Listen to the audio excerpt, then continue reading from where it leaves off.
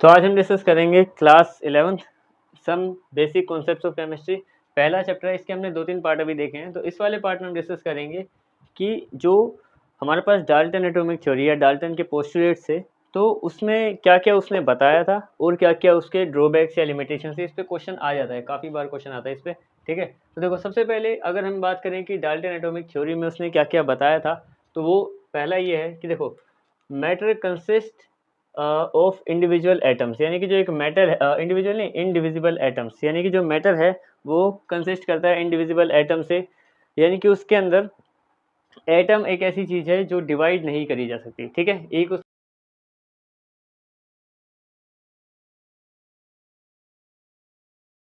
दूसरी बात बताई थी कि all the atoms in a given element has identical properties and mass, यानी कि इसमें क्या बोला था कि इसमें जितने भी कोई एलिमेंट हैं जो सेम सेम हैं, तो उनके जो एटम्स होंगे, जैसे कि मान लो एक एटम किसी चीज़ का है और उसी चीज़ का दूसरा एटम भी है, तो ऐसे केस में उनकी प्रॉपर्टीज़ और मास सेम रहेंगे। ये उसने दूसरी बात बताई थी। ठीक है, अब अगर तुमने वो देखा होगा, क्या बोलते हैं, हमने देखा था कि आइसोटोप्स जो होते हैं, हाइड्रोनियम आयन है H1 H2 H3, ये एक ही हाइड्रोजन के एटम है, तीनों के तीनों हाइड्रोजन के एटम है, लेकिन इन तीनों का मास अलग अलग होता है, यानी कि ये वाला जो था ये गलत था इसमें। ठीक है, एक हम देखेंगे, मतलब वो स्टार्टिंग में तो पता ही था, बाद में लोगों ने ढूंढा तो कई गलतियां निकलती हुई हैं। ठीक है, एक उन्होंने कहा था कि atoms of different element have different masses. एक उन्होंने कहा था कि मतलब जो डिफरेंट एलिमेंट होते हैं ना, उनके एटम के डिफरेंट मास होते हैं। अच्छा, हमने देखा था, देखो आर्गन, आर्गन का मास कितना होता है 40,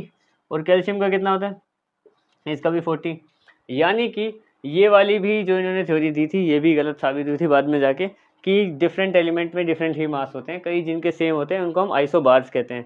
ये बार्स में आ जाएंगे और ये टॉप्स में आ जाएंगे। ठीक है, उसके अलावा क्या बताया था इन्होंने कि atoms are neither created nor destroyed by chemical reaction. ये ठीक है बिल्कुल। तो उन्होंने कहा था कि जो एक एटम है उसको हम बना भी नहीं सकते और डिस्ट्रॉय भी नहीं कर सकते पूरे तरीके से। तो ये वाली बात बिल्कुल ठीक है, ये वाली। ठीक है, आगे हम बढ़ते हैं।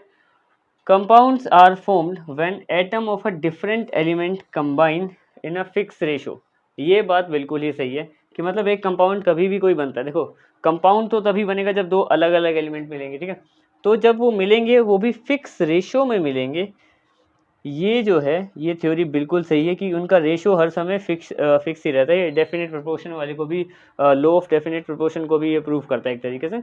उसके अलावा एक क्या बोला है, यानी ये भी ठीक है इसमें, एक इसमें क्या बोला है कि atom is the smallest unit that take part in a chemical reaction, कि केमिकल रिएक्शन में जो पार्ट लेने वाली कई सारी चीज़ें हैं उनमें एटम जो सबसे छोटा होता है। तो ये वाली भी बात सही है, एटम सबसे छोटा नहीं होता, खैर उससे भी छोटी कई सारी चीज़ होती हैं, पर जो केमिकल रिएक्शन में पार्ट लेता है उनमें से एटम सबसे छोटा होता है यहाँ पे। ठीक है, और अगर तुम्हें लिखना ही होगा तो एक और बात उन्होंने भी बताई थी कि जैसे एक केमिकल रिएक्शन है, केमिकल रिएक्शन कभी भी अगर होती है, ठीक है, तो उसमें ऐसा नहीं होता कि कोई नया सब्सटेंस बनता है।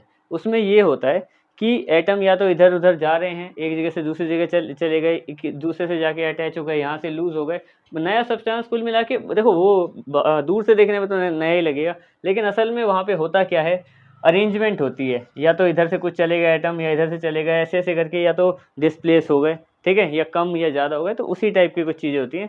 उसके अलावा केमिकल रिएक्शन कुछ नहीं होती, बस ये मतलब एटम इधर उधर घूमते रहते हैं, वही चीज़ होती है केमिकल रिएक्शन में। तो ये सारी उसने बातें कही थी, ये तीन और एक मैंने तुम्हें एक्स्ट्रा बता भी दी, और ये वाली तीन ऊपर वाली। अब देखो यहाँ पे, अब हम आते हैं लिमिटेशंस पे कि क्या क्या कमियां बाद में निकाली गई। कि ये सब तो उन्होंने बताया, पर क्या क्या मतलब बता नहीं पाए थे जब उनसे सवाल पूछे गए या जो भी था।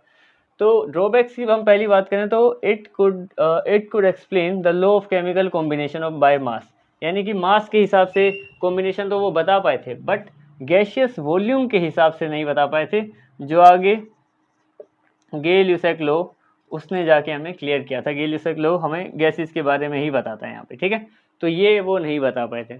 दूसरा, it could not explain why the elements have different masses sizes और वैलेंसीज, यानी कि जो दो अलग अलग एलिमेंट हैं या कई सारे अलग अलग एलिमेंट हैं उनका मास अलग अलग क्यों होता है और साइज अलग क्यों होता है, या फिर वैलेंसीज उनकी अलग क्यों होती है। ठीक है, उसके अलावा why different atoms combine with each other, ये भी नहीं क्लियर कर पाए थे कि वो जो डिफरेंट एटम है वो कंबाइन होते क्यों हैं। देखो यहाँ पे उन्होंने ये तो बता रखा है कि वो कंबाइन होते हैं, फिक्स रेशियो में होते हैं, पर कारण वो नहीं बता पाए थे कि क्यों कंबाइन होते हैं वहाँ पे, ठीक है। उसके अलावा देखो, it fail to explain the nature of forces that bind together atom in a molecule. यानी देखो एटम से मिल के मॉलिक्यूल बनता है, तो ऐसी क्या उनकी मजबूरी है एटम्स की जो मॉलिक्यूल के अंदर ही पड़े रहते हैं, ऐसी कौन सी फोर्स है जो उनको एकजुट करे रखती है, उसको भी वो एक्सप्लेन नहीं कर पाए थे। बाद में जाके इन पे साइंटिस्ट ने काम किया, तब हमें पता चला आयनिक बॉन्ड होते हैं, कोवलेंट बॉन्ड, लेकिन उस टाइम वो नहीं बता पाए थे। आयनिक और कोवलेंट बॉन्ड का कॉन्सेप्ट उस टाइम नहीं बताया था उन्होंने, ठीक है। उसके बाद हम देखें, it gave no satisfactory explanation between the ultimate particle of an element and that of a compound. यानी कि जो एटम है वो अल्टीमेट पार्टिकल क्यों है, यानी कि उसको उससे ज़्यादा और क्यों नहीं तोड़ा जा सकता, वो इसको भी एक्सप्लेन करने में यहाँ पे असमर्थ रहे थे, ठीक है। तो ये सारे थे उनके ड्रॉबैक्स, जब उनसे सवाल पूछे गए तो ये नहीं बता पाए थे, और ये उन्होंने दी थी थ्योरी जिसमें से कुछ गलत भी थी कुछ सही भी थी, ठीक है।